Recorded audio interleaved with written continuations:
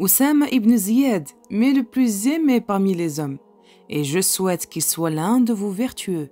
Soyez donc bienveillants à son égard. Bismillah ar-Rahman ar-Rahim. Mes très chers frères et sœurs, Assalamu alaikum wa rahmatullahi wa barakatuh. Bienvenue sur votre chaîne Hasna Sansan. Je dis votre chaîne car c'est vous qui choisissez les histoires. Et cette fois-ci, il y avait deux personnes. Il y avait Ousamatu Oushop et Oushop. Barakallahu fikum et excellent choix. Et n'oubliez pas vous aussi d'écrire dans les commentaires quelle histoire voulez-vous que je vous raconte, car je vous la ferai avec grand plaisir. Bismillah, commençons. Nous sommes en l'an 7 avant l'Hégire. Le messager de Dieu, Mohammed sallallahu alayhi wa sallam, en bute à l'hostilité et au rejet de sa mission céleste par ses concitoyens, reçut l'annonce d'une bonne nouvelle qui le remplit de joie et lui fit oublier ses déceptions avec les Qurayshites. Il s'agissait de la naissance d'un enfant dans le foyer de son bien-aimé Zayd ibn Haritha radiyallahu anhu. Cet enfant prénommé Oussama était devenu la joie de vivre du prophète Mohammed sallallahu alayhi wa sallam, qui l'aimait et le chérissait comme son propre enfant. Il est vrai que cet enfant était le fils de Zayd ibn Haritha radiyallahu anhu, le bien-aimé du messager de Dieu, Mohammed sallallahu alayhi wa sallam.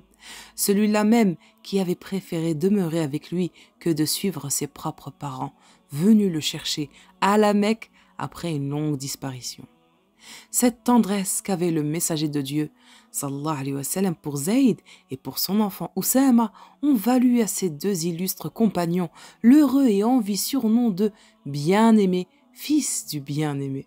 Ce surnom n'était pas exagéré, tant il était vrai que l'envoyé de Dieu, Mohammed sallallahu alayhi wa sallam, avait un amour et un attachement très fort pour l'enfant que venait d'avoir son fils adoptif, puis compagnon, Zayd ibn Haritha radiyallahu anhu et son ancienne servante Ayman. Et j'ai fait cette magnifique histoire, allez la découvrir, elle est formidable. On rapporte qu'il jouait souvent avec lui en le mettant sur un de ses genoux et son petit-fils Al-Hassan radiyallahu anhu sur l'autre. Autant Al-Hassan, le petit-fils du prophète Mohammed sallallahu alayhi wa sallam, était blanc de peau avec les traits réguliers de son grand-père, le messager de Dieu Mohammed sallallahu alayhi wa sallam, autant Oussama était noir de peau, le nez camus et avait les traits de sa mère l'éthiopienne. Mais l'envoyé de Dieu, Mohammed sallallahu alayhi wa sallam, ne faisait aucune distinction entre les deux garçons qui mettaient sur même pied d'égalité. Il disait à leur sujet « Oh mon Dieu, je les aime, aimez-le ». C'est avec l'amour du messager de Dieu, Mohammed sallallahu alayhi wa sallam, qu'Oussama ibn Zayd radiyallahu anhu grandit et devient un jeune homme aux qualités morales et spirituelles exceptionnelles. La piété, la sagesse malgré son jeune âge, l'ascétisme, le courage et l'engagement total pour l'islam, telles furent les principales qualités d'Oussama radiyallahu anhu. Le jour de la bataille d'Uhud, alors qu'il n'était qu'un enfant, il vint avec un groupe d'adolescents de son âge proposer leur service au messager de Dieu, Mohammed sallallahu alayhi wa sallam. Mais ce dernier refusa leur offre, vu leur jeune âge, ce qui les rendit très malheureux, particulièrement Oussama radiyallahu anhu. Le prophète Mohammed sallallahu alayhi wa sallam le réconforta avec des mots doux et tendres en lui expliquant pourquoi il ne pouvait pas sortir combattre avec lui. Lors de la bataille d'Al-Handaq, il revint à la charge avec un groupe de jeunes de son âge et insistèrent pour participer à la lutte contre les coalisés.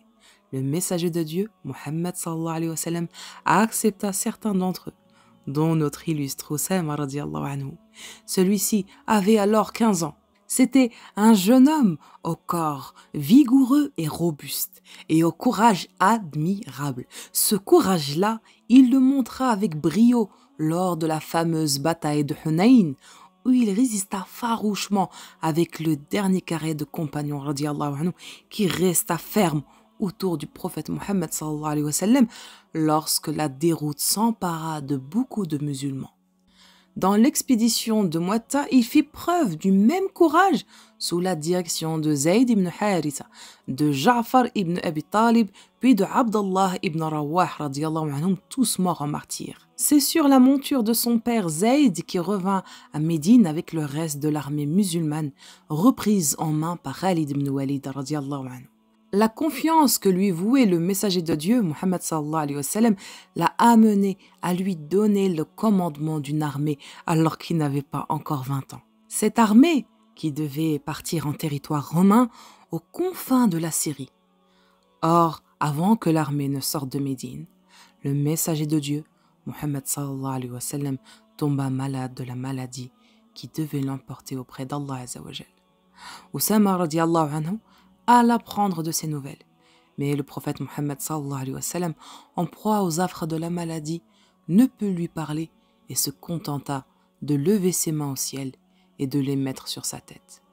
Oussama comprit alors que Mohammed sallallahu alayhi wa sallam, l'envoyé de Dieu, était en train de prier pour lui.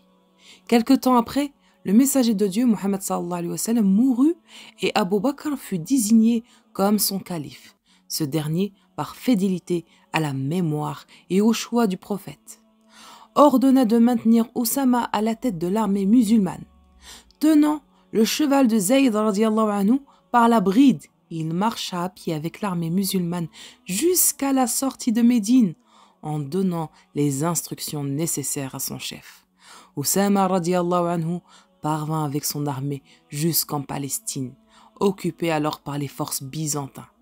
Il montra la puissance de l'islam aux Romains qui évitèrent la confrontation avec son armée et revint chargé d'honneur et de gloire à Médine. Tous les califes qui succédèrent à la tête de la communauté traitèrent avec des égards particuliers à cet illustre compagnon. Un jour, alors que Omar ibn al-Khattab radiallahu anhu partageait les revenus du trésor, il donna à Oussama 4000 dinars. Étonné par ce partage, qui jugeait inéquitable, Abdallah dit à son père radiallahu anhu, « Tu as préféré Oussama à moi, bien que moi aussi j'ai participé à plusieurs combats aux côtés du messager de Dieu, Mohammed sallallahu alayhi wa sallam, alors qu'Oussama n'y était pas. » Omar ibn al-Khattab radiallahu anhu lui répondit, « Ce n'est pas cela mon fils. Le père de Oussama était plus aimé du messager de Dieu, Mohammed sallallahu alayhi wa sallam, que ton père et Oussama lui-même étaient plus aimés que toi. » Et Abdullah radiallahu anhu accepta le partage. On rapporte que lorsque Omar ibn al-Khattab rencontrait Oussama radiallahu anhu, il l'accueillait à bras ouverts en lui disant « Bienvenue à mon émir ». Et à ceux qui s'étonnaient, il disait « N'est-ce pas le messager de Dieu qui lui a donné le commandement sur moi ?»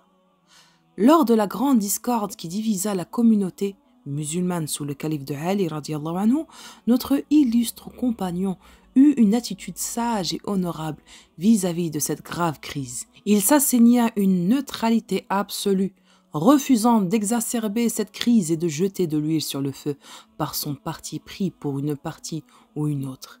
Il aimait certes l'imam Ali radiallahu anhu et jugeait qu'il avait plus de droit que quiconque de prétendre au califat, mais il répugnait de participer à une guerre fratricide et de tuer des musulmans, d'autant plus qu'il se souvenait du jour où il avait tué un homme d'une tribu païenne alors que celui-ci venait de faire le témoignage de foi. Ce jour-là, le messager de Dieu, Mohammed sallallahu alayhi wa sallam, l'atropha en ces termes. « Malheur à toi, Oussama, tu as osé le tuer après qu'il ait fait le témoignage de foi ?» Il ne cessa de lui répéter ces mots jusqu'à ce que Oussama radiallahu anhu eût souhaité faire table rase de tout ce qu'il a accompli comme œuvre et embrasser de nouveau l'islam. Depuis ce jour-là, Oussama radiallahu anhu jura de ne plus combattre quiconque aura témoigné sa foi en Dieu et son messager. Il resta fidèle à son serment jusqu'à sa mort. C'est ainsi qu'il s'isola chez lui jusqu'à ce que la fitna ait pris fin, refusant de participer à un conflit qui endeuillait la communauté du prophète Mohammed sallallahu alayhi wa sallam. Absorbé par l'adoration de Dieu et le désir de le rencontrer, son âme s'envola, légère et apaisée, en l'an 54 de l'Hégire pour rejoindre son bien-aimé Mohammed sallallahu alayhi wa sallam et ses compagnons, les pieux et les justes, radiyallahu anhum. Qu'Allah nous fasse ressusciter parmi eux, ya Rab. Et voilà mes très chers frères et sœurs, nous sommes arrivés à la fin de cette vidéo. Dumtum fi 'aytillah wa amani. Wassalamu alaikum wa rahmatullah wa barakatuh.